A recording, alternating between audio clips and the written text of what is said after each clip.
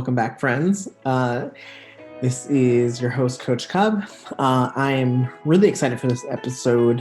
We've had a lot of really good guests on in the previous episodes. So if you haven't checked out the first 4, definitely go back and listen. There's some great conversations, if I do say so myself, but because I had really good guests on who were interesting and had a lot to share, just like today's episode. So on today's episode, I sit down with Marc Settembrino. He runs Fat Kid Yoga Club, which is the coolest sounding club. He's a yoga teacher, sociologist, is all around just like a crusader for trans rights, fat liberation. He does fat studies with I think he's going to be getting his Ph.D. in that, but you're going to hear all about that and more. All around a really cool person. So enjoy this episode. For me, I am taking deep breaths and trying to get through 2020. So I'm drinking my recess drink. This is one of my favorites, peach ginger. Let me get into it. Fantastic. Really helps your body deal with stress and manage it, which I think this should be like the drink of 2020. The folks at Recess are really cool. They gave everyone who listens to this podcast a 15% discount. So if you go to takearecess.com and use promo code BEARWELL, so BEARWELL, you'll get that 15% off. One more quick thing about this episode. We recorded on May 20th of 2020. So just time stamping. Because so much changed and so much has happened, especially since March, since May. So I want to make sure you all kind of know where our head is at when we're chatting and having this wonderful conversation together, me and Marc. Other than that, if you want to check out anything that I'm doing personally, I'm a health coach. I run a Bear Wellness group. I work with clients one-on-one, so you can reach out to me on Instagram at Bear Wellness Pod. Again, that's at Bear Wellness Pod, or my coaching Instagram, which is coach.cub, C-U-B. Find out more about my coaching. I'm also running a Bear Wellness group called PAWED, P-A-W-E-D. You can find that on Instagram at pawednyc. We're doing a lot of virtual classes right now, weekly. So we do bear yoga, bear fitness, meditation. We're also going to be running some body positivity workshops, some sharing and healing circles, especially through the winter and into 2021. And then hopefully we'll be doing some live events when we can all come together again in hopefully the next 6 to 12 months. We will find out. But with that being said, I hope you enjoy this episode. I really do want to hear from all of you. So if you have any feedback, questions, thoughts, want to share anything, do so at our Bear Wellness Pod Instagram.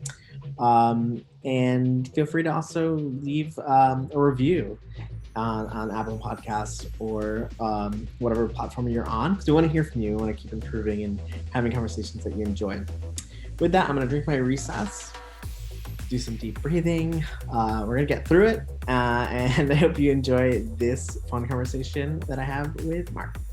Bye, friends. Hey, everyone. Welcome to the podcast. I'm your host, Coach Cub. Thanks so much for joining us. I'm really excited to be speaking with Marc here, who's joining us from Louisiana. I've found Marc on Instagram. I'm not even sure how. I think it was just follow a lot of like bigger body yoga instructors, or clearly very handsome follow. So reach out to Marc. I'm super excited to have a discussion just to get to know you a little bit better. Marc is a yoga instructor as well as many other things, a sociologist. And I actually studied sociology, so I'm excited to get into all of that. And Marc also founded a really cool. See here, I've been nervous of saying your wrong pronoun, but I'll just say your wrong name. Hey, that's fine. I'm cool with that too. I've been called worse things. Love it. Well, thanks for getting me off the hook. But Mark is with us. I'm excited to find out about the yoga, the Fat Kid Yoga Club, more about sociology, and much more. So first of all, welcome. Thanks so much for being with us.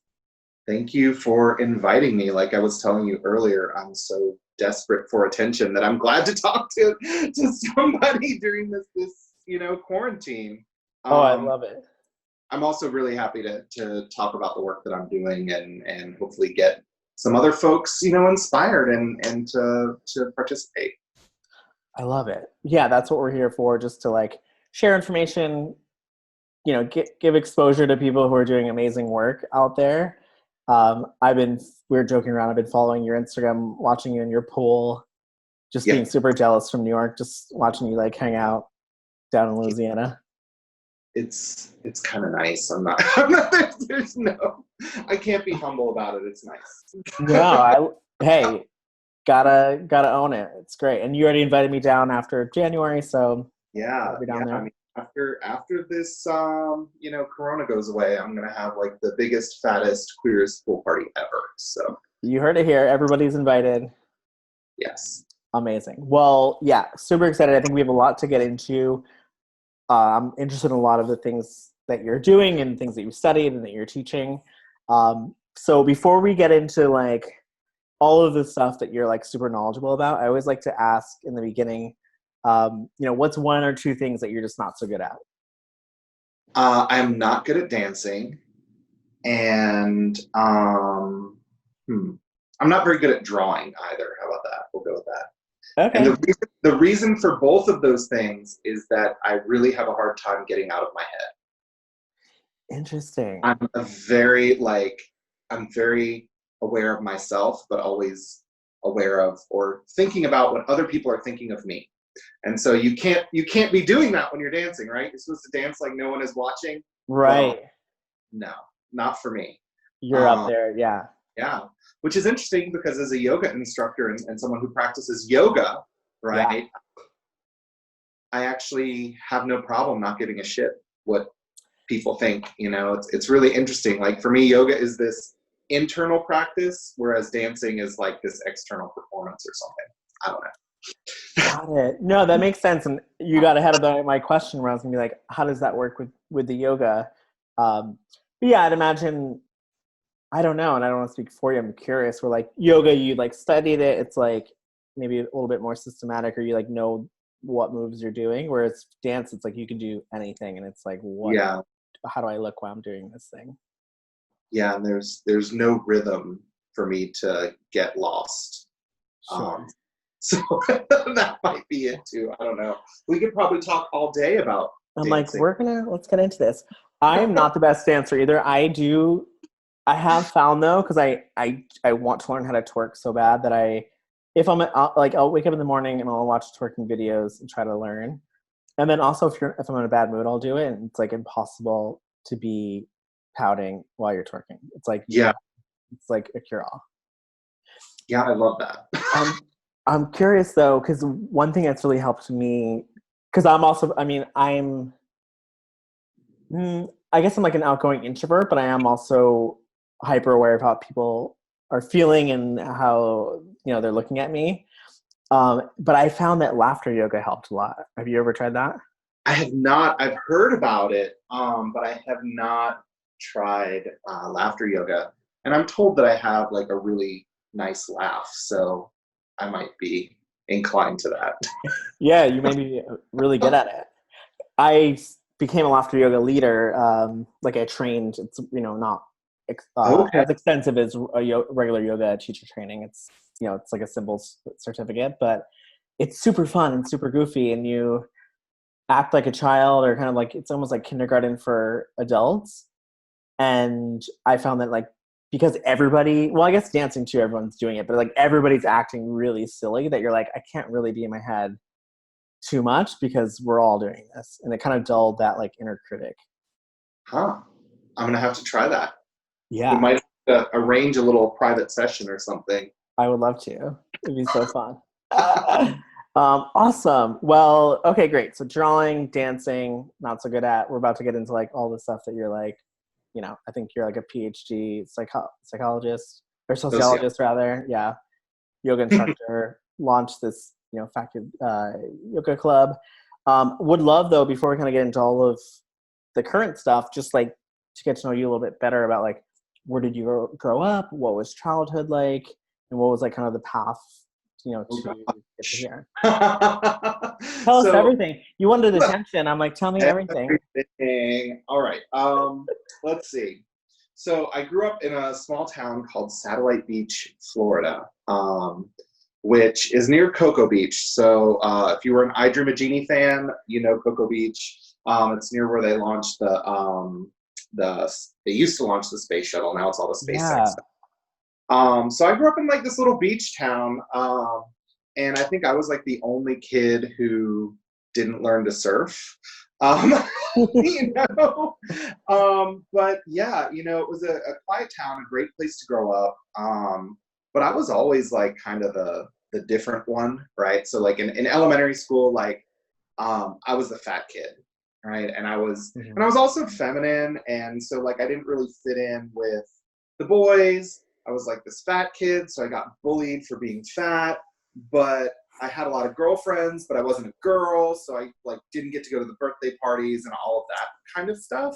And so like, I kind of felt like I was on the fringe a lot, and I'm actually writing a whole paper about this right now. And so like that was most of my experience. And I think from being like that person that was always on the margins, I really sort of got like this sense of like understanding. I don't want to say injustice. That sounds too profound for like a child to understand. But like I got this like understanding of that's not fair, right? People get treated very unfairly. And so, that became like part of my identity in high school. So like as soon as I came out in high school, I was organizing the Gay Straight Alliance, and I was battling the principal, and threatening to sue the school board and all of these things, right? Like, I was that militant gay kid in high school, and I was like so ready to like GTFO, right? Like I was like, I've graduated. And then I went to school at the University of South Florida in Tampa, where I got a bachelor's degree in sociology and then a master's degree in sociology. And then I went over to the University of Central Florida in Orlando, and that's where I got my Ph.D. And now I'm in what we refer to it as Hammond, America. I don't know where that came from, but it's Hammond, Louisiana, in, I guess, the United States of America, where I'm a sociology professor. And yeah, it's an interesting place to live, this little small town in Louisiana. It's crazy. I don't know if you can see it, but I've got like my rainbow flag flying. And on one side, my neighbors are Pentecostal. And on the other side, I've got like these rednecks who listen to Rush Limbaugh and Sean Hannity all day long, like on the radio. And the redneck neighbor, I was walking around the neighborhood, he stopped me. He's like, "Hey, I like your flag." I'm like, "Oh, okay, thanks." He's like, "What are you trying to scare the Pentecostals away?" Like, "No, I'm trying to increase the property values." He's like, "Oh, that's a good idea." So, oh my gosh. It's an interesting place. He's like, "No," he's like, "We're accepting around here. This is a good neighborhood." I'm like, "All right." He's like, "I'm a redneck, but I'm not like that." So, it's really an interesting place to be. Sure. Yeah, and I could ramble about that forever. Well, you did say earlier before we started recording, you're like a total pot stirrer, like shit stirrer. Yeah. Oh, yeah. Sounds like you like found the right place to put up your flag and. Oh, for sure. I've lived here for going on 8 years. Like I'm in my 7th year living here. And people still say to me, "Oh, you're not from around here, are you?" So, it's okay. I've found my own little niche in this little country town, because believe it or not, there are a lot of really awesome queer people that live in the South and live in rural communities. And I think that in general we just get erased. Everybody thinks that all the gays like end up in New York or San Francisco or LA, and there's a whole lot of us that are struggling down here in the South. but Yeah. also living our best life because Because you, life. yeah, because you have a pool. I'm like, I'll take a Rush Limbaugh fan neighbor for a pool. Well, it's a trade-off. Not bad. No, but it's good. I was thinking that, like, as you're explaining your situation living there, it's like it does create representation and like visibility where it may not have been. So, I'd imagine it's not always easy, but it's good that not everyone just goes to cities. It does remind me too. Have you been watching? I think it's We Are Here. It's HBO drag series where they go to different small towns in the U.S. No, I've heard about it, but I haven't started watching it yet, mostly because I am not currently subscribed to HBO. So, I need to re-up so I can watch it. Yeah, well, I'll send you a password. It's like, it's probably like my sister-in-law's or something. But it's really endearing, and they go to small towns. Sounds like small town like yours, and it's like Bob the Drag Queen and Eureka, and I forget who the third is. And they connect with like local queer community and put on a drag show, and it's actually really endearing and heartwarming. Yeah, it's really amazing to see sort of how local queer communities form in places where you wouldn't expect them, for sure. Oh, totally. So it sounds like so it's like you grew up fitting out, and now you're kind of also in a situation where you're still I always stand out. I never really fit in anywhere, and I especially don't necessarily fit in yoga studios because people look at me and they see a dude, right? They're like, okay, there's a dude, he's fat. What the hell is this person doing here? And so like I've got that against me. Sure. And then on top of it, I'm like a shit stirrer. So it's like when I see bullshit in the yoga world, I call it out. And so, a lot of people get uncomfortable when, you're not all high vibe and. Right.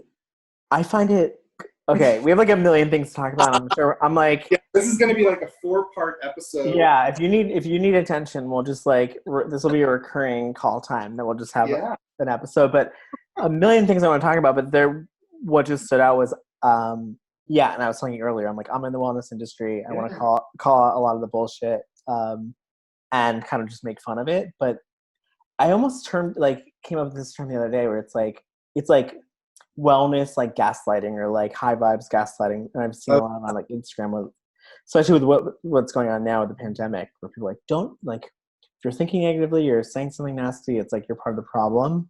But sometimes you need, as we all know, like you need to get angry and make change by taking action and speaking up. For real, we call it spiritual bypassing in the yoga world, because it always has to do with like, being your higher self and, whatever. I'm not even going to try to justify it. It just ends up being like really privileged people who prefer to keep their head in the sand than to acknowledge that there are real problems that need to be dealt with, right? Sure. Oh, 100%. So yeah, we're on the same page totally. And also I think, another thing that resonated as you were talking earlier about growing up and not really fitting in and understanding at an early age that, because you were treated differently, or you probably were observant of other people being treated differently too, that you were hyper aware at an early age that happens. And that's exactly what happened to me. I mean, my dad came out when I was not 9 or 10, and I got to just kind of see secondhand, because I didn't come out till I was 22, but just see how he was treated. And although I didn't see anything too terrible, it was like I did see people treating him differently, and I did understand that my family was different. And I think you get a deep sense of like empathy from having lived through experiences like that. For real, and even like, so then it's like I came out, but then I didn't fit in the gay world either because I was fat. And so it was like I was friends with all of these like cute, skinny, I guess we'd call them twinks, like these little guys, and I was the fat one. And so I would get crushes on people, and they're like, oh, you're really handsome, you've got a great face, but I don't date fat guys, right? Like, maybe you should lose some weight. And I'm like, okay, so, the straight guy in my math class that I have this huge crush on, like, that's off limits because all kinds of reasons, right?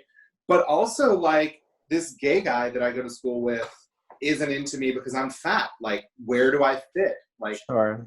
can't, I don't feel like I fit anywhere here. And so, yeah, I've been the constant outsider, I guess. I don't know. I'm also, like, clearly white and clearly, appear as a man and sort of carry around a lot of privilege in those ways. But, my experience has always felt like I'm on the fringe. Yeah. And again, that's real. And it's like, the idea that other people, struggle maybe more for different reasons doesn't negate the fact that you're also an outsider in different communities. Oh, for sure. For sure. But it's good that you have empathy for people for that reason. And I think that may be one of the gems from having to live kind of a difficult life. Yeah, for real. And then also, I mean, it's funny because I was telling you, I've spoken to, this will be like the fourth or fifth episode, but I've spoken to a lot of like bigger bodied yoga teachers. But the last two or three were people of color, and like they talked a lot about the idea of like embracing the other and being in yoga classes, like you were saying, and being bigger bodied and having to just somehow embrace it. It's not easy, and it takes a lot of courage, I think, to put yourself in those spaces. I mean, as difficult as it is for me, sort of as like this like fat queer dude, to be in yoga spaces, it's that much harder to be a person of color, whether or not you're fat. I mean, it's just, yeah, there's a whole podcast on that. Yeah. There's like a whole series. You can go listen to Yoga is Dead and find out all of the ways that white people make yoga hard for people of color. Yeah, I can't wait to listen to that. Someone was like, the first episode is like white women killed yoga or something. Yeah. Oh God, you should have seen the comments. There were so many hurt feelings, and it's like, it's not about you, but it is about you. So, right. What they like to say in yoga land is, well, why don't you just sit with that? If you're feeling uncomfortable about something, just sit with it. Well, instead of sit with it, figure out, what are you mad about? Are you embarrassed about the way that you treat other people? Or, do you really think there's something wrong with the argument and evidence that's been presented? Sure. Yeah, no, I totally hear you. And we could go down rabbit holes left and right. But I'm sorry. No, that's what we're here for. And I think it's like I want to have these conversations. And, anyone who listens to this podcast is, coming through, my group pod or through, our communities who can all relate to a lot of what you're saying. So totally fine. You can keep stirring the pot, basically is what I'm saying. So you Cocoa Beach, Florida, moved to, say the town again, and it was so funny. It's the name. I'm in Hammond. Hammond, but it's just Hammond, United States of America. Hammond, America. This is Hammond, America. It's a great day in Hammond, America. It's been kind of rainy today. That's so cool. It's either really good name or it's, I don't know. It's cute regardless. So, the fame, like the claim to fame here in Hammond is that the opening scenes to the TV series In the Heat of the Night were filmed in our town. But also, because Louisiana's become a big film state, there's a lot more movies and stuff being produced here. And so every once in a while, they'll shut down our downtown because they're filming some shit. So I guess, who was it? Justin Timberlake was here like 6 months ago, and everybody was like hot and bothered. And I'm like, y'all just stay home. Stay in your That's funny. And now I can see your rainbow flag flying. I didn't see before, but it flew by. Yes. So moved to your current location, studied sociology, worked your way through advanced degrees. Mm-hmm. I'm curious, we'll get back to yoga in a minute, but I'm also really curious about, because when I saw that you're a sociologist, like I said, I studied sociology and I'm very interested in it. And I know that in your bio, you had mentioned that you've done fat research studies or something along those lines. I'd love to just, Oh one, yeah. know like what got you into that, and then I want to know all the findings, because I'm like, Oh God. I've been wanting to make these cases and write books and all these things about that subject, and I'm like, I don't know how to kind of break into There it. is an entire field of it's an interdisciplinary field of research called fat studies. And so there's a book, I don't have it with me right now. Usually I'm like, here, take this book. That's the teacher in me. I'm like, here's the book, take it. But there's a book called The Fat Studies Reader that I recommend to everyone. And that came out like in 2009 or something like that. It's not super current, but that was like the first big book that sort of brought together all of these sort of separate studies and different ways of thinking about fat bodies. And, there's a journal now called Fat Studies, and there's just all kinds of people doing what is called fat studies. And fat studies really has more to do with doing like fat liberated research, not approaching people with body fat as being obese or a problem, but really trying to understand the experiences of fat people in the world. And this is actually a pretty new area of inquiry for me. And so I only recently have started getting into this area in terms of research. And I did a study. I collaborated with my friend Laura Burns. Some of you might know her as Radical Body Love on Instagram. She's another fat yoga teacher, body liberation coach, and all that fun stuff. And so we did a study on the experiences of fat people while hiking. And so, yeah, we did a survey. We've got over 500 responses. We just wrote a paper and submitted it to a journal. But yeah, fat people fat people experience weight stigma and size discrimination in all sorts of ways in daily life. And in this particular study, we're looking at the ways that happens in relation to hiking, right? So we looked at hiking magazines. We looked at like 40 years worth of hiking magazines.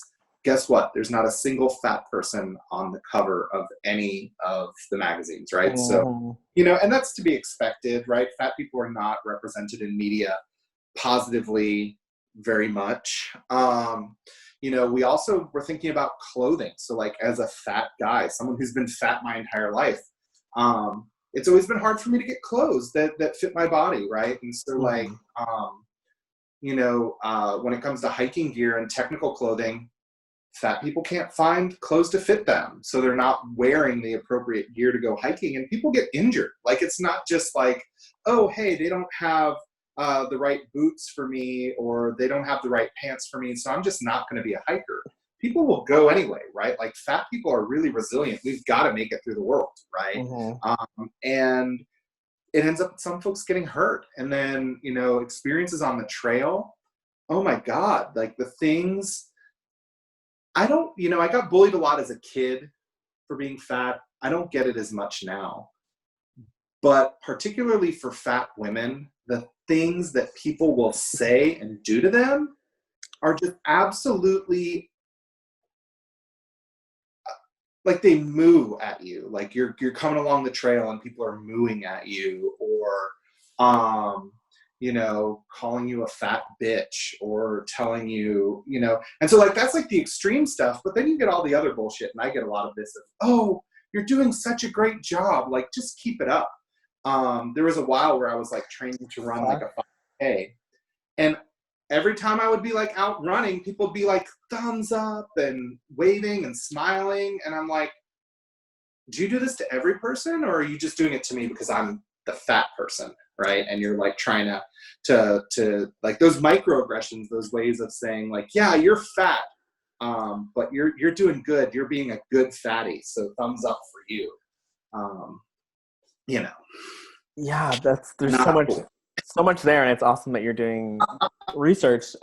So yeah, I'm starting to get into this stuff, and so yeah, it's new to me. And really, I came to fat studies as a field of research through yoga, right? And like one of the things with yoga is that yoga got me back in touch with my body.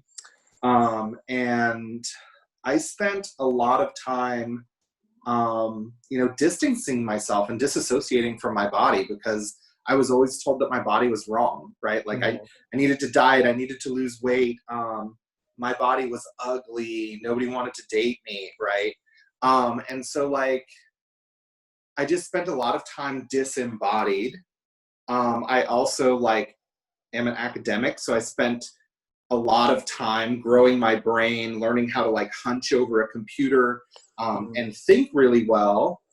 And so when I started practicing yoga, like it was hard, right? Yoga is not easy by any means, right? Sure. And so when I start practicing yoga, it's hard, which it is for everyone. But at that time, it also sort of brought out this inner critic, like, what the hell, Mark? Like, what do you mean you can't do downward dog? Like that 50-year-old woman next to you can do it. Why can't you do it? Right. And like all of this inner critic. And then it was like, you've abused your body for so long and, this is your fault. And eventually I just got past all that. Right. Yeah. And I think I wanna pause you really fast though. okay. Because I'm like, there's so much, you have like say so many things that I'm like, I want to jump on it. But well, one, I'm just curious about like, when did you get into yoga and why? Like, what year was it, and like, what prompted you to go to the first class?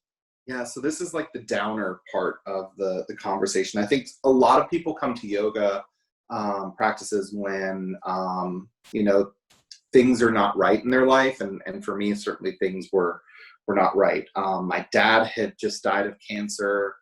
My grandfather was sick.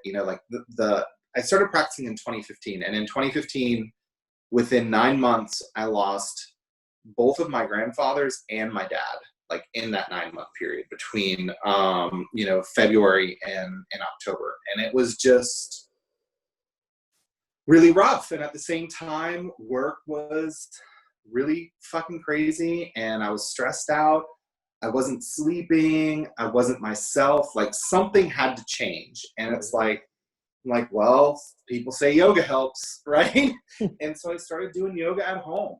And I started doing like relaxation yoga before bed. And it, I don't want to be one of those people, but like, it was like magic. And now that I'm a yoga instructor and I know the effects that yoga has on the nervous system, like there's the science that makes sense, but it allowed me to get out of that fight or flight place where I was stuck, and to actually allow the nervous system to calm down, to let myself sleep. And so like, I was like, wow, this is working. And then I started, adding in some more like flow style practices. I think I was following Yoga with Adriene on YouTube. I think Yoga with Adriene is everybody's like gateway drug to yoga. I don't think I know it. Oh, she's awesome. She's really sweet. She's not, her practices maybe aren't always like the most accessible, but she's available. She's all over YouTube. And I love her. She's great. She's sweet. If she ever sees this, I'm not talking shit.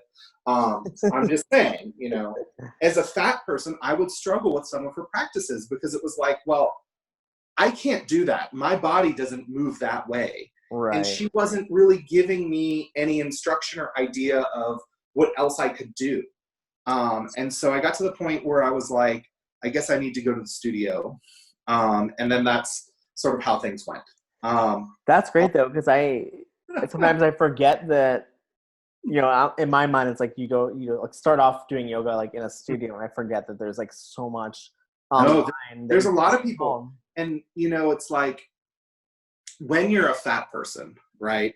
Like for me, gyms have always been hostile places.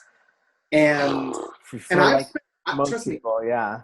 Yeah, I have spent a lot of time in gyms, and I have spent thousands of dollars on personal trainers, on people that I allowed to like abuse me and humiliate me in public. because I thought I deserved it because I was fat, right? And like I needed to not be fat. And the only way I could not be fat is if I paid this guy to push me to the point of exhaustion and throwing up, right, in public, because that's, you know, what I need to do to fit into the world. Right. And it works, right? I'm just joking. Oh yeah, totally worked. Sarcasm. Yeah, no, it was, you know, it was necessary for me though, I think, to go through some of those things. I wish other people wouldn't, right? And so that's why I'm doing the work that I am. But I think having had those experiences, it helps me to be a better yoga instructor, be a better human being, and just try to treat people with a little bit more kindness and empathy.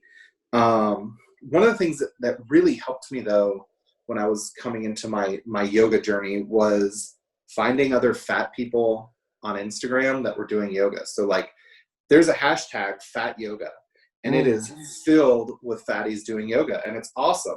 You know, and there's all the permutations. There's like curvy yoga and like plus size yoga, but like I always find myself going back to fat yoga.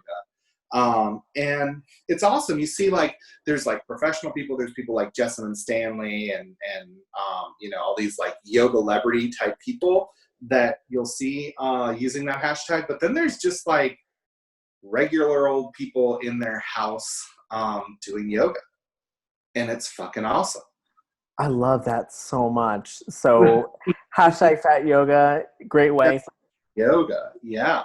And so basically you got to a point where you're like, okay, I'm going to go into a yoga studio. Yeah, but before I went to the studio, I sent them a message on Facebook, and I said, hey, I'm a bigger guy, blah, blah, blah. Like, you know, like I primed it to say, like, is this, I've heard that you all are really great. And they're like, oh yeah, come to one of our basics classes. It'll be great. And I did go, and it was great. And, you know, I eventually did my teacher training at that studio, and I teach there now. So, you know, 5 years, going on 5 years, right, of yoga practice, and 3 years of teaching. I'm like a baby yoga teacher compared to other people, but, you know, I'm doing my thing. Oh yeah. I mean, you got to start somewhere. In 3 years. Yeah. It's, you know, it sounds like a decent amount of time to get some experience. And Yeah. I think it's that part of you that's like gone through difficult, you know, experiences also is what makes you a good instructor, because you have empathy and you know what it's like to feel uncomfortable. Oh, absolutely.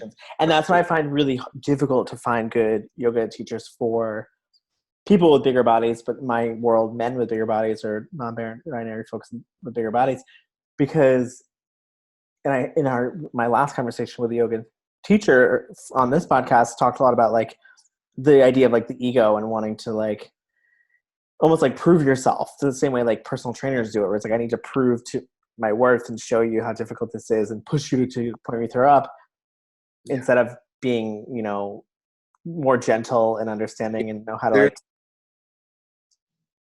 There's so much to that, right? So the first problem is that most yoga teacher training programs do not teach people how to work with folks in larger bodies. Really, if you take a teacher training program, you primarily learn how to teach yoga to otherwise thin-bodied women, right? And so like that in and of itself is problematic, because then when people present to you, like, I mean,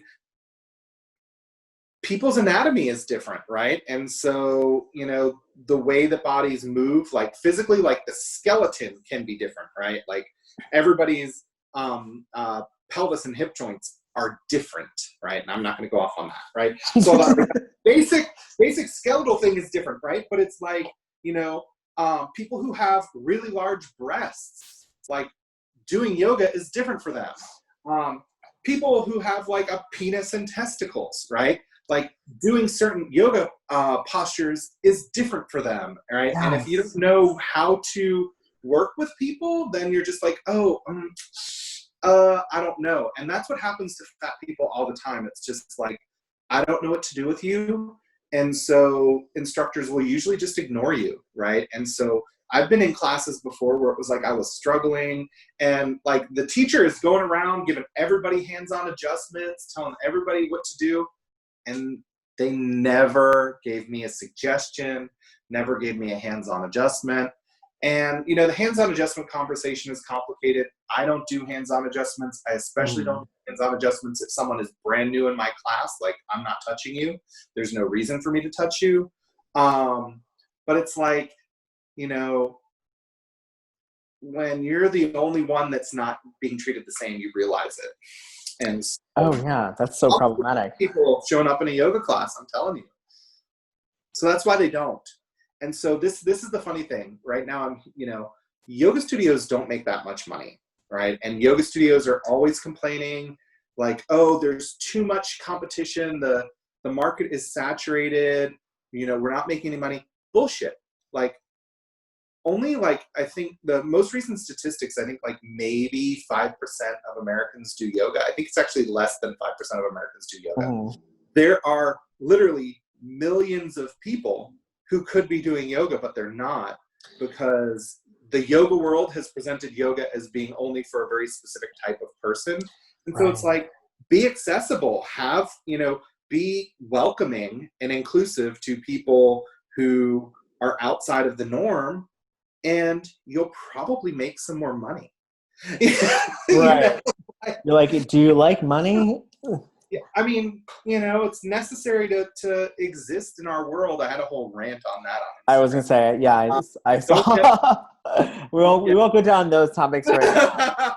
But yeah, I know what you mean, and it begs the question why, and is it that they don't want to be associated with normal-bodied and bigger-bodied people? You know, is it like harm their brand? Like, what do you think is stopping it from becoming more accessible in certain studios? Yeah. So one thing that I love, you're like ready to. No. One thing that I love that you just said was that they don't want to be associated with normal-bodied people, because the average size American men and women is a fat person, is someone who we would socially define as fat. I think it's the average woman is a size 18, right? That's plus size. That's plus size, right? Like plus size women may not want to be called fat, but they're certainly not a zero, right? And you know, even with men, I think the average man's waist size now is a 38, which that's pushing it, right? That's pushing being able to walk into a store and find something that's going to fit you. Right. And so like the normal body, like the average American is larger. And then there's folks like me who blow that out of the water, right? You know, it's like, so, yeah, I should have framed that differently, but that was good. That was the language that we need to use, right? Like, because that's what yoga studios are doing, is that they're not teaching yoga to normal or average bodied people. They're expecting yoga to be for people who have bodies that are the minority in our society, right? Like these thin, super fit bodies are very rare, right? Right. So there's a couple things that happen. I know fat yoga teachers who have not been hired because the studio said that they only hire people with aspirational bodies. So yoga, yeah, right. So yoga studios, there are yoga studios who are putting out this image of like, you know, if you do yoga, you will be fill in the blank hot, right? Like these teachers. And that's what they're selling. And that's how the diet industry, the wellness industry works, right? Is like they're selling you this image that you will absolutely never be, but you'll continue to drop money on it in the hope that one day you will. And that's not everybody, right? Like there's totally a lot of people who show up to yoga classes all across the country who don't give a I'm not going to say the F word again. I don't know where you're going to upload this, and I don't want you to get kicked off or anything. But there's a whole lot of people who practice yoga for all sorts of reasons. But so many studios are so embedded in the wellness model. And a big part of that actually is like understanding the history of where modern yoga came from, like as we know it today. Right. And what happened in the US was like there was this big demand for yoga in really like this started in the 70s, but then by the 80s and 90s it was getting more and more popular, and there weren't any yoga schools. And so fitness instructors, right, like aerobics instructors started teaching yoga. And so of course it makes sense that we're going to approach yoga as like this purely, physical fitness, get your body slim down type of thing. So yeah. Yes, so much there, but are hostile to fat people. No, it's true. And yeah, and I added in like the normal or average, and I don't like necessarily using those terms always, but it's like it's not even for somebody who it's just for the more, rail or thin type. And if you don't fit into that, it's like not really for you, and it's uncomfortable. And like, yeah, I don't know. I feel like, and the shame is, and I'm sure you've heard, like had people reach out to you. You've heard this before, but like I have people who reach out to me and will say like, well, I'm not going to go to your like bear yoga class or your bear fitness class until I'm like, I've been able to like work out a lot and then go. And that's like going to a class with people who reflect the same body image as them. And they still are like, well, I need to do these steps to get ready to do yoga, which is such a shame. Cause you're like, well, this is the thing that will actually like, not even like make you feel better, just make you like feel comfortable. Yeah. So I literally had this happen to me while I was waiting to start the podcast. Somebody messaged me on Instagram and said, oh my God, I love everything that you're doing, blah, blah, blah, blah, blah, it's so great. Da, da, da. And I'm like, okay, awesome. Thank you. I hope you make it to one of my practices sometime. And he was like, oh no, right? Like, it was like, no, I'm not bendy enough. And I'm like, I just scrolled through your profile. You are a pretty, you're a chunky dude. Awesome, right? That's fine. But you're going to the gym. You're working out. You're a strong person. And even if you weren't, like, even if he wasn't someone who was going to the gym, he could take my class. Because in my classes, I really try to teach to everyone. And most of my yoga instruction has been like, to people who are brand new to yoga. And so it's like teaching someone who's brand new, you got to slow down. You got to take time to explain things. And so that's what I do. I really try to be welcoming to everyone, but I really try my best. And I'm not perfect at it. There's still so much more that I have to learn at being accessible. And like, with my Fat Kid Yoga Club, we haven't talked about that yet. Oh my God. I know we'll get there. Well, here's a good way. Here's a good plug. Well, so what's the Fat Kid Yoga Club? Tell me about it. So I started Fat Kid Yoga Club as a way to hold space for fat people to be able to experience the benefits of yoga, right? So, like me, I was afraid to go to a yoga studio because I was fat and I thought I would be judged and nobody would know what to do with my body. So now I've got a class where I'm like, hey, if you are fat, this is for you. And I know that not everybody's comfortable with the word fat. I get it, right? But that's where I am. And, if you don't want to come to my class because you don't want to be called fat, nobody's calling you fat. I'm not saying, hey, fatties or anything like that. But, I guess I lose that money. But anyway, with Fat Kid Yoga Club, like I teach classes. I used to teach classes in person in New Orleans before COVID. Sure. But I also have my Patreon. So if you go to patreon.com/FatKidYogaClub, I've got more than 20 different yoga practices there. And they run the gamut, right? So I've got some that are like gentle restorative. I've got some meditation. I've got flow style practices. And in all of those, I give options along the way, right? I say, let's start here. If this is working for you, let's try this next thing. If, and take people along a path so that no one really, I'm not saying, okay, I'm going to do half moon. And if you can't do it, then do something else, right? Like right. that's not helping anybody, but there are yoga teachers who teach like that. And that makes people feel left out and excluded, whether or not they're fat. Completely. And just to chime in, it's like, you know, and I've thought about this many times because like yoga is like an individual practice and it's not Yeah. about anyone else. It's just like No. you on the mat and like your progress. But I, you know, I've gained a bit of weight. I'm a little bit chunky. I didn't grow up heavy or fat, so I have a totally different experience than other people in this community. But you know, I am overweight, but I'm also relatively athletic, and I grew up playing soccer, and Yeah. have a personal trainer and all this. But I still struggle in yoga classes that Yeah. like they're really hard, and I still, even though I've done yoga for the last maybe 10 years, no, like 15 years maybe, and I get the idea of like it's my own practice, and it's like that. Keep coming back to that. It's hard not to sit there and be like, well, I really want to be able to do this, and I'm like, don't feel good about myself because I can't kind of shine in this class with people who are more flexible than me. And I get that my own practice is coming back to like non-judgment and like, you know, dimming my inner critic and kind of checking in with myself. But like, that's hard to Yeah, do. that's why we call it practice, right? Like that's why Right. it's yoga practice. You know, I saw something recently. I don't remember who said it, but it was another fat yoga teacher who said something to the effect of like, "You're not invited to every party in life, right? You're literally not going to be invited to everything." And it's the same with yoga, right? There may be some things in yoga that are just not for you right now, right?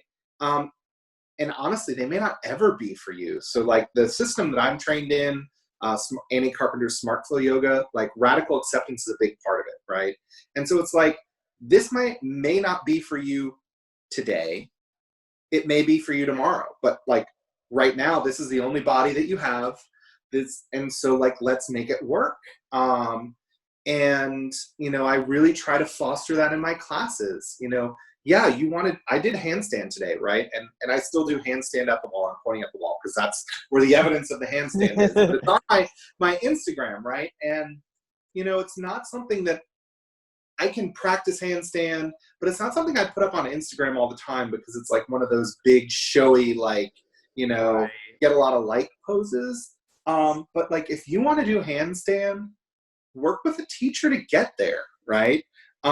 There's all sorts of ways that you can use props, but it's hard, right? Like handstand, you need to have strength and flexibility. And if you don't have enough of either of those, it's not going to work, right? You have to be strong enough to get up, but you also have to be flexible to maintain. And so it's a lot. Yeah. You know, some of the really basic things in yoga are really freaking hard. Yeah, hard. And back to the, you know, the idea of it being a practice, it's like, you know, it's I think we live in this instant culture where you want to like be good at something fast, or it's like you want results Mhm. fast. It's like some of this is going to take a really long time, and then also it's going to ebb and flow depending on the day, where you may just not be able to do it Oh yeah. that day, and that's, you have to kind of learn to accept that. Mhm. I am curious though about, because you had mentioned kind of like, you know, disassociating from your body in the past, and like, you know, obviously given the messages that you're getting about your body, you know, kind of internalizing that and having, Yeah. you know, that must have been very difficult. I would love to just know kind of through the yoga journey, like how that changed your relationship with your body. Yeah. So I think two things happened with my yoga journey is that I like really got physically back in touch with my body. Through the practice, I got stronger. There's more stuff that I'm able to do. You know, my body feels better. You know, there's like just aspects of practicing yoga that has improved my relationship to my body. But I also found like this larger community of fat people and fat acceptance that I hadn't found before. And, you know, yeah, I was, you know, I guess I still am, but I was going to say, you know, I was a cute fatty when I was younger. And so, you know, I was like, all of the chasers were coming after me. Not to toot my horn. I'm still single. So I don't know. I guess something's there, But right? you're also still cute, so Yeah. But the thing that was wrong, right? The thing that was wrong is that I hated my body. And I thought that chasers were crazy. And I was like, there must be something wrong with you because the entire world says that my body is bad and wrong. And right. you're this like freak who likes it, right? Like I need to go somewhere else, right? And so now I've found a community of people who truly express fat acceptance and fat liberation. And that has helped me heal my relationship with my body, to sort of see people like my friend Laura Burns, like just being fat, right? And that has helped me immensely. Something else, I talked about this on another podcast once, that, just taking my shirt off and practicing yoga, like literally half naked on Instagram, has helped. Like, just like get me to a point where I'm like not afraid of my body and not feeling like I need to hide my body. And it is nice sometimes to get some external validation, right? Like when, people not only are appreciative of the yoga, but are like, oh wow, you're hot too. So that's helped. So there's lots of things, but it all came through yoga. No, that makes sense. Well, I mean, actually, it doesn't necessarily make sense, because you wouldn't necessarily assume that, that like that would be the route. I understand the idea of like getting more, like being more connected to your physical body. Yeah. But it's great that you also found this community too. And, it's interesting. It's like, external validation. I think it's great. No one it's not bad. It's just, I think if that's coupled with like self-love and self-acceptance too, then it's like, boom, you hit like the sweet spot, because you're getting some validation from chasers or other people, but you're like rejecting it. Yeah, I wasn't ready for it. Yeah, I was not at all ready for it. Yeah. I am just so curious, because I haven't had a chance to talk to many people about just like the idea of like body positivity movement in general. Like, what do you, I know it's pretty, you're like, I gotta go swimming. I was like, oh God. I like the idea of to like talk to someone who can like really like stir the pot, but also, speak candidly. What do you think about it in general? Like just like me turning that term. I love the idea of body positivity. And, I think body positivity really, it, started mostly among fat people. And then it kind of got picked up by different companies, and it's kind of used to sell things to you these days. It's kind of been manipulated, as well as like now you'll see people that are like, oh, I'm working out and losing weight because I love my body and I want to treat it well, right? And it's like, that's not really body positive. Recently someone told me that I shouldn't say body positive anymore. I should talk about being body neutral. And I get where that's coming from, right? Mm-hmm. But I think like we've got to live in these bodies. And if you can find some comfort and understand your self-worth in the body that you have, I think that's important. But yeah, the discussions around body positivity these days, it's really hard to keep up with, because there are people who are really very much ingrained in like, no, body positivity is awesome, and then there's other people who are saying no, like it needs to be fat liberation. And so totally 100% it needs to be fat liberation. But yeah, it's an ongoing conversation for sure. Yeah, I'm curious, and again, we'll have to like chat again about all of these topics, because they're all so loaded. But yeah, let me see what else. We'll probably wrap up soon with just like a few rapid fire questions. Is there any? Yeah, no curveballs. They're all like just. I'm like, they'll be simple, but just your gotcha questions, okay? Yeah, I'm like, now that I got you here, I'm like, I saw on Instagram you said no. Yeah, I'm just curious, like, what else? Is there anything else that we kind of covered, or anything you wanted to talk about that didn't get a chance to talk about and you're hoping to?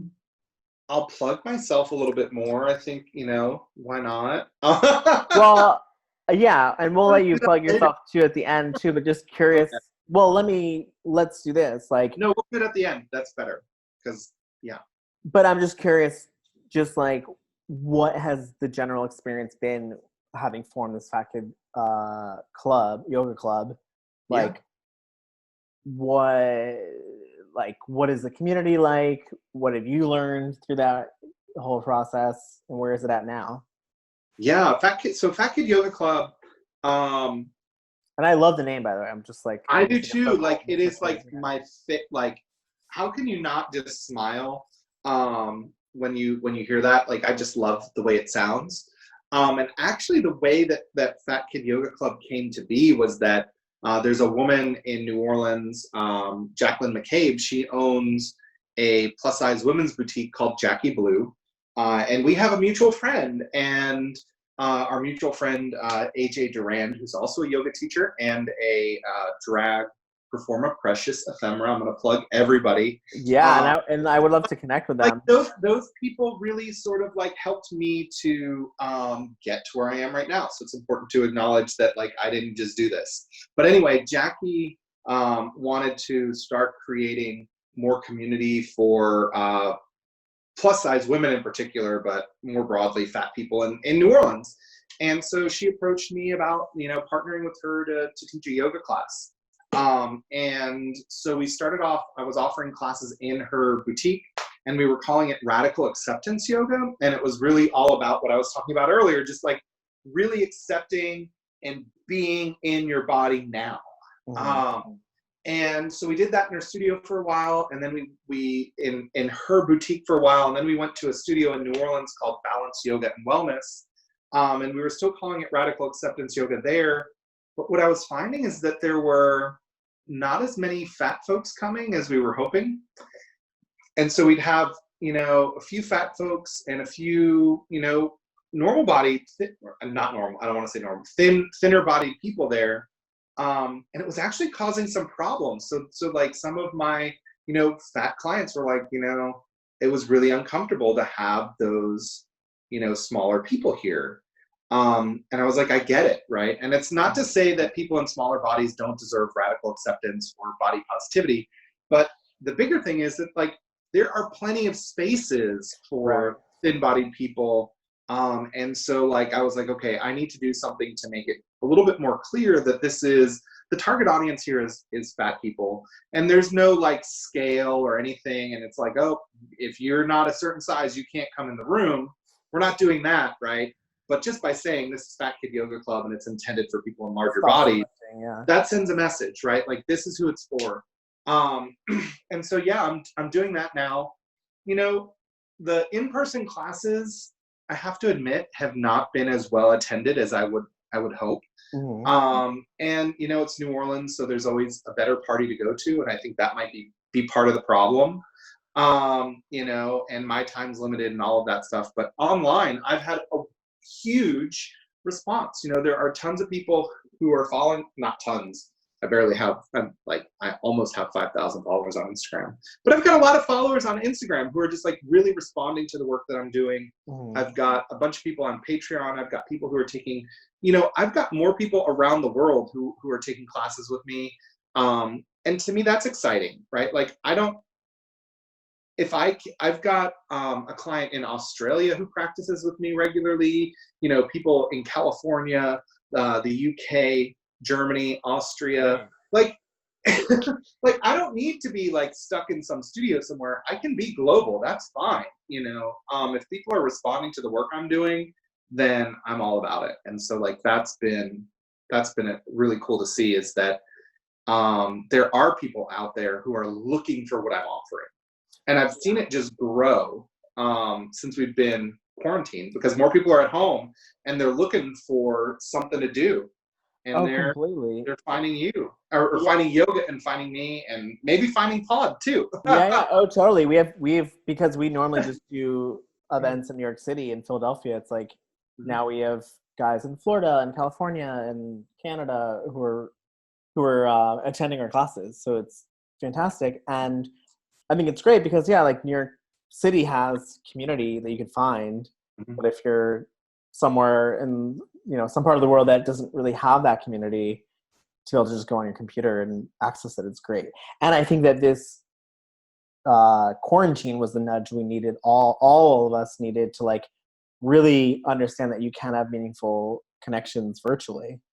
And I think like hopefully we go back to like a lot of in-person stuff too, but at least this will be like, oh no, we can also do this though. Yeah, that's huge for me. So like I live in a small town where like I went from being able to go to a gay, like if you've ever been to Orlando, I mean, gay days, I'm sure people that are listening have been to gay days and all of the wonderful events that happen in Orlando. But like there's gay shit to do every night of the week in Orlando, right? And like all of my friends were gay, and then I moved here, and the only gay people that I knew were students at my university or much older than me. And so I'm like, okay, there's no gay bar here. I've got to go to New Orleans for any kind of community. And so that has been hard, but now it's like I'm watching drag shows online. I'm getting to like, connect with queer artists that I wouldn't otherwise be able to connect with because everything's online.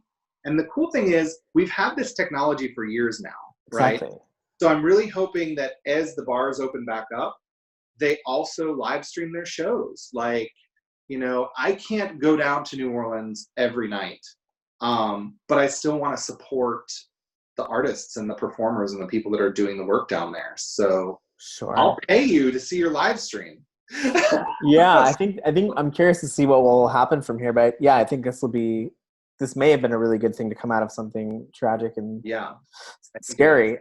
Okay, well, listen, I appreciate hearing your story and all the great work that you're doing, and I'm just glad that this is like a way for us to connect too, and like now we can be friends, and I can go in your pool. Yeah, for real. See, that's one way to get people to swim in. Exactly. Okay, well, really quickly, we'll go through a few questions. One, which is not one of my typical questions, but I did ask my last interview. The gentleman had a pulse tattoo, and I kept looking at it. I was like, "What is that?" So I'm curious about your tattoo. What is it? Which one? This oh my gosh, that one. This one's my owl. Oh my god, I love that. This is Becky. She's very sassy. Apparently. Like this is like literally like I hate to be that person that says my spirit animal, but like that's me. I love it. Just wise. Yeah. And then everybody asks about this one. Oh, I didn't even see. Okay, I saw that on Instagram, but not on here. Yeah, you have seen it on Instagram. Ooh, look at it says Moja droga yachi koham. And it means my dear, I love you. It's from an old Bobby Vinton song. It was like my grandmother's favorite song, and so that's like my way of, keeping her close. So I love that. Yeah, it's so sweet. Everybody's always like, what's that mean? Cute. Well, I appreciate you sharing. And I didn't see before that was an owl, so now I'm like, oh my god, yeah, I love it. Totally. And I love that she's just like sassy and she's hanging out on your arm. Mm-hmm. Okay, one question here is, what is your favorite yoga pose and why? Half moon. And I like it for a number of reasons. One is because I'm good at it. So I mean, like that's valid. But like it really captures a lot of the essence of what yoga needs to be. Like not needs to be. That's not what I'm trying to get to say.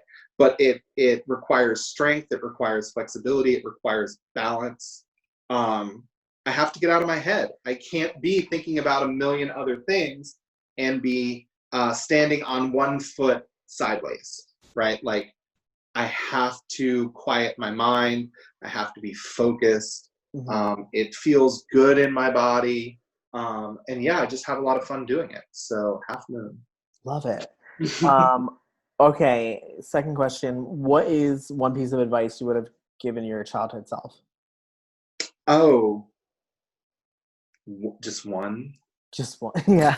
I know, I have like a laundry list, but like one or two. You can have one or two. I would say, number one, it's okay to be fat. Don't like literally fuck those bullies. And yeah, I think that's like a big one. And also, I guess knowing it's going to be okay, right? Like I hate to say it gets better. It's not necessarily going to get better, but you're going to make it through. Love it. Serious. then Ugh. I know. And then yeah, and then the next question is like, what advice would you have for somebody who is a bigger body or anyone who's just trying to get into yoga or even movement? Like, what would be advice you would have like maybe given yourself when you were just starting? Yeah, allow yourself to be bad at it. Number one, like you're gonna have to be bad at it at first. So, and this is like anybody, regardless of what your body looks like. Like if you're starting something brand new, you're gonna be bad at it. Earlier, I said that I'm not good at dancing and drawing. I could be better at dancing and drawing if I took time to work on it, but I'm bad at it and I just disengage. So if you Right. want to practice yoga, you have to allow yourself to be bad at it. The other thing is you have to embrace props. So here I am, I'm sitting on blocks, I've got bolsters, like you have to, like props are tools to help you through your practice and there's no shame in using them. And so like I still practice with blocks. If you look at any of my practices on Instagram, there are props around. And so, don't feel like you're doing less. Um, literally every body is different and we all need different supports. And so use props. I love that you said that. And yeah, I have, when I'm in yoga class, because I'm very disorganized, so I just have I have props all over the place and like it's always a mess. But good reminder for Mhm. people that you can use them, you should use them, Yeah. and they're there for you. Maybe you'll message me like a list of props that people can get, like if you're just going to do it at home. Oh yeah, I'll give you the link. There's a whole post, I think on my website, but for sure on my Patreon, there's a whole thing like, what props should you get? Yeah, no, I love that. And that's a good segue into like, how do people find you? Our Yeah. community So is ripe with people who are like, would love Fat Kid Yoga and just learning from you and hearing more about what you're doing. So spill it. I guess there are lots of ways to get a hold of me. I'm on Instagram the most, so Fat Kid Yoga Club on Instagram. Just look me up there. I have a website which John's going to link to, so you can. My name is complicated, so if you just go to fatkidyogaclub.com, that's probably the easiest. Or my Patreon, patreon.com/fatkidyoga club. You can get a hold of me in any of those places. And I offer online yoga practices. So I have pre-recorded practices. There's like over 20 pre-recorded practices on my Patreon. Some of them you can access right now and they're free. Others, I'm going to ask you for a few coins. But, just $1 gets you in the door. So really anybody can get access to these practices. I've also started offering live yoga practices via Zoom because I live alone and I'm lonely and I want to interact with people. So on Saturday mornings right now, 10 a.m. Central Time, I'm offering Fat Kid Yoga Club live. And those are flow style classes via Zoom. And I'm really excited because this coming Sunday, I might have messed that up. Saturday is Fat Kid Yoga Club. Sundays are going to be big fat queer dude yoga. That's a mouthful. Nice. I love But it it. really captures, I guess, who I am and the types of people that I want to hang out with. And the reason for that is like I've been hearing from so many queer dudes, and I'm using the word dude really inclusively because I hear from like, gay bears. I hear from like fat straight dudes. I hear from trans people and non-binary people who are like really responding to the work that I'm doing, and they want some classes with me. So I'm like, hey, I've got some time. So on Sundays at 10 a.m. U.S. Central Time, I'm going to be offering Big Fat Queer Dude Yoga. So y'all are invited to participate in that. And a little, I guess, treat from me, or lagniappe as we call it in Louisiana, is that I've got a little discount code for you. If you use the code PAUD, you'll get $5 off your first class with me for free. And that's Fat Kid Yoga Club or the Big Fat Queer Dude Yoga.